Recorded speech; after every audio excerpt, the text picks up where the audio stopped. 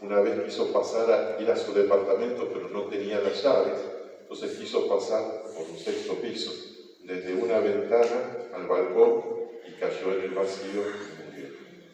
Entonces, necesitamos tener esta experiencia, y lo que no es asumido no es redimido, dice San Irineo.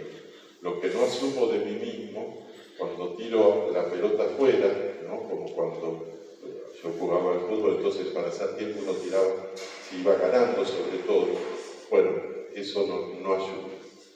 La tercera categoría de disfuncionalidad es cuando uno asume el rol del payaso.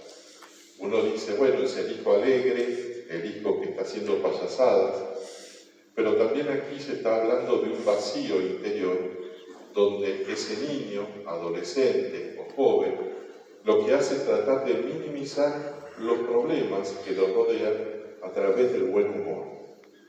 No está mal, porque si estos aspectos uno los equilibra, pensemos que uno puede ayudar mucho.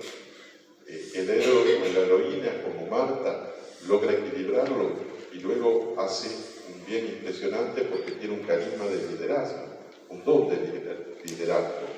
El chivo expiatorio es aquel que luego, cuando con la gracia de Dios y la experiencia de Jesús resucitado, puede encontrarse a sí mismo, sanar las heridas del corazón, entonces va a llevar las dificultades con mayor paciencia, con mayor resignación.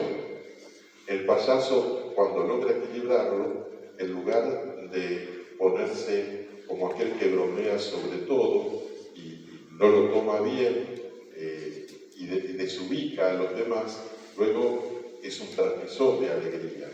Entonces también es bueno ver que estas disfuncionalidades, cuando son tocadas por Jesús Eucaristía, también son sanadas. Cuarta y última categoría, seguramente hay más, ¿no? Porque desde la espiritualidad y la psicología sigue el estudio, la investigación, es el niño ausente. Ante las dificultades, la falta de cariño, de afecto, es el que nunca molesta. Es cuando uno dice, este hijo nunca me ocasiona ningún problema, pero se encierra siempre en la pieza, se pone los cascos, los auriculares, no habla. Ante las situaciones difíciles no quiere saber nada de la situación.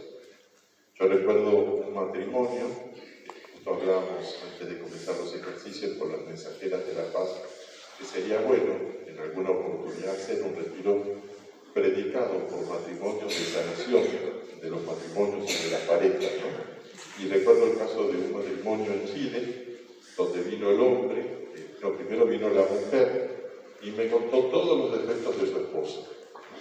Que en realidad no eran tantos, solamente que el esposo llegaba y en lugar de conversar con ella, se ponía a mirar la televisión o a leer el diario. Ella quería contarle los problemas que tenía o cómo se sentía, y él no escuchaba. Y su hija, que había entrado en la adolescencia, había comenzado también a sentirse mal porque era que competía para tener el cariño de su padre.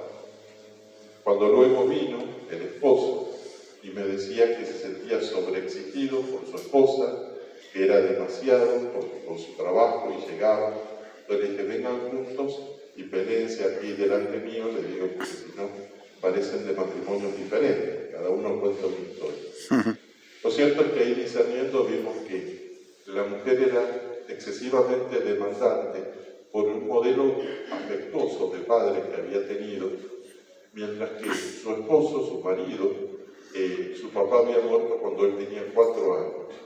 Y el recuerdo que a él le quedaba, no recordaba el rostro de su papá, pero compartió ahí en medio y dice, yo me acuerdo que era un féretro, un cajón blanco, vivíamos en un pueblito y era de pino blanco y fuimos caminando, llevando, y lo único que recuerdo de papá. Claro, y ahí fue sabiendo que él no había tenido un modelo de padre que fuese afectuoso con él.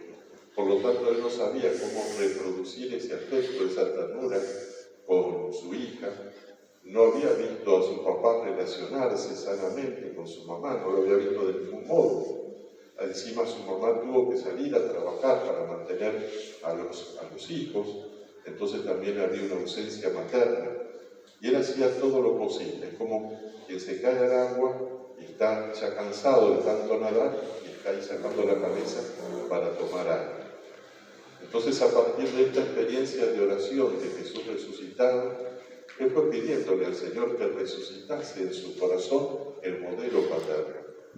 Y esa es la gracia que nosotros tenemos cuando vemos la oración como un fluir, en la cual Jesús, que es el alfa y el omega, el principio y el fin, nos ayuda a resucitar áreas de nuestro corazón que están como marchitas, agonizantes y muertas. En este sentido, nuestra Madre, la Virgen Santísima, como Reina de la Paz, dice en uno de sus mensajes: queridos hijos, les pido que comiencen a cambiar la vida en sus familias. Que las familias sean una flor armoniosa que yo deseo ofrecer a Jesús. Queridos hijos, que cada familia sea activa en la oración. Gracias por haber respondido a mi llamado. Cuando dos personas, al menos dos en una familia, comienzan a orar juntos, hay un movimiento espiritual muy fuerte que incluso trasciende el tiempo cronológico del presente, pues son beneficiadas las almas del purgatorio, sobre todo de nuestros ancestros que han partido, y ellos se sienten llamados, atraídos para entrar en la presencia del Señor.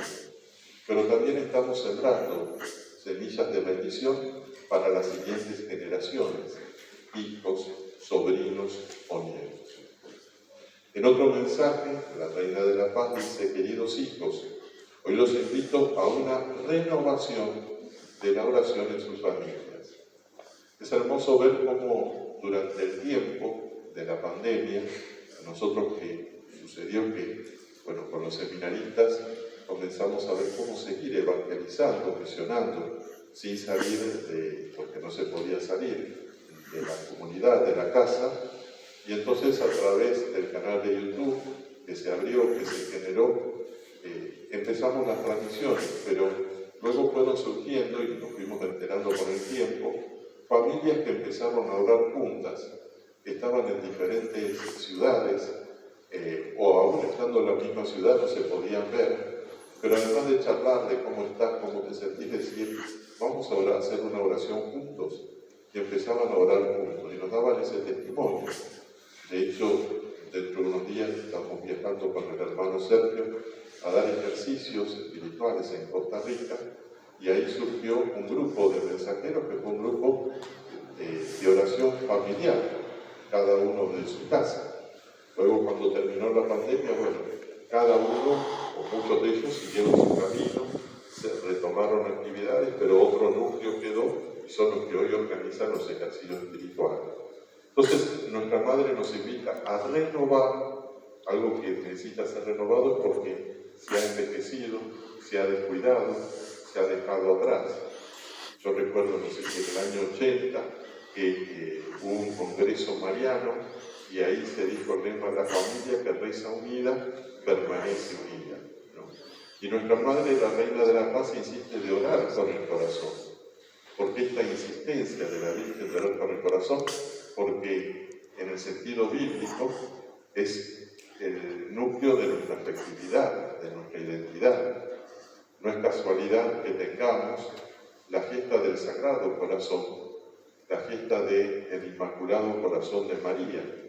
No estamos venerando un órgano físico, sino que estamos hablando de cómo dos corazones totalmente sanos, que eran familia, madre e hijo, nos inspiran a nosotros para recorrer este camino de oración, de transformación y de santidad. Ahora